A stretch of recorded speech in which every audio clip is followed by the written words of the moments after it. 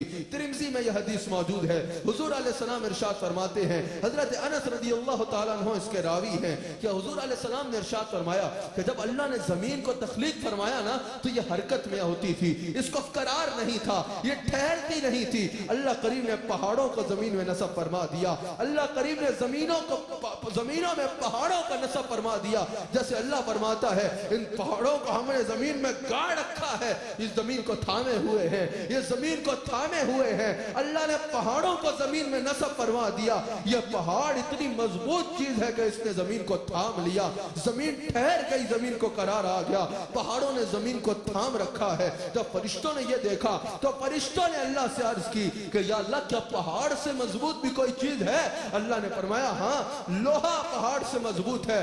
آج آپ دیکھیں بڑے بڑے پہاڑ بھی کیوں نہ ہو، لوہے کی آلے بنا کے ان کو کاٹ دیا جاتا ہے۔ فرشتوں نے عرض کی کہ یا اللہ لوہے سے مضبوط بھی کوئی شے ہے کیا؟ اللہ نے فرمایا ہاں، آگ لوہے سے زیادہ مضبوط ہے۔ آج آپ اس کی مثال دیکھیں، لوہے کو جتنے پکا لوہا بھی کیوں نہ ہو، آگ سے اس کو پگھلا کے جو چاہے شیپ دے دو وہ اس میں بدل جاتا ہے، آگ سے لوہا پگھل جاتا ہے۔ اللہ نے فرمایا ہاں، آگ لوہے سے زیادہ طاقتور ہے۔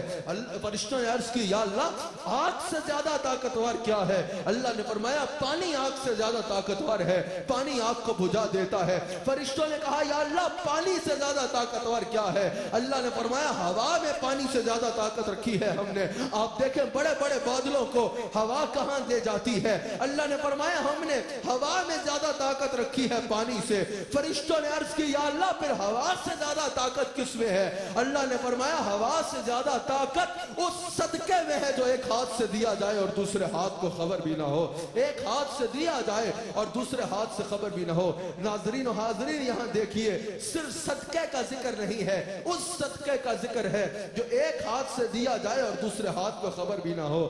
آج کل تو صدقوں کی نمائش کی جاتی ہے، زکوٰۃ کی بھی نمائش کی جاتی ہے، خیرات کی جائے اس کی نمائش کی جاتی ہے، یہاں تک کہ اللہ کی راہ میں قربانی کی جائے اس کی بھی نمائش کی جاتی ہے۔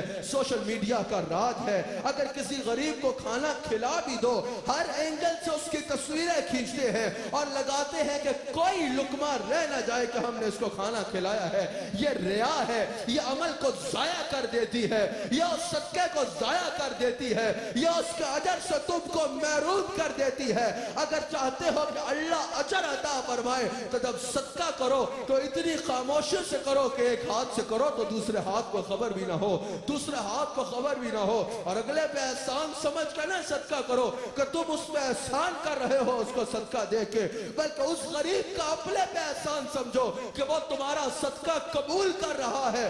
وہی مال جو تمہیں عیاشیوں میں لگانا تھا اس مال کو وہ تمہارے لیے قرب خدا کا ذریعہ بنا رہا ہے۔ یہی وجہ ہے کہ مولا کائنات زوج بطول حضرت علی رضی اللہ تعالیٰ عنہ ارشاد فرماتے ہیں کہ جب کسی غریب کو صدقہ دو تو اس سے آنکھوں میں آنکھ ملا کے صدقہ نہ دو کہ کہیں اس میں حقارت کا خیال نہ آئے اور تمہارے میں کبر نہ آئے، بلکہ جب صدقہ دو تو نظروں کو جھکا کے دو اور اس کا احسان سمجھ کے دو کہ وہ تمہیں خدا کو ملانے کا ذریعہ بن رہا ہے، خدا سے ملانے کا ذریعہ بن رہا ہے۔